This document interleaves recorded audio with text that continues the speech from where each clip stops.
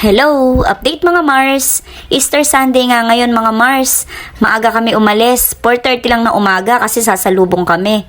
Naku, siguradong mahihirapan na naman kami sa parking nito. Ayan nga't wala na kaming makitang parking kaya sa medyo kalayuan na naman kami nakapag-park.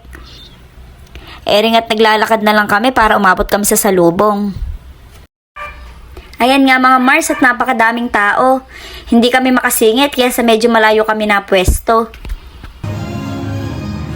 Ang salubong mga Mars ay isang pagtatanghal o ritual tuwing bukang liwayway ng linggo ng pagkabuhay na nagtatampok sa pagkikitang muli ni Jesus at na kanyang inang si Maria matapos siyang mabuhay muli.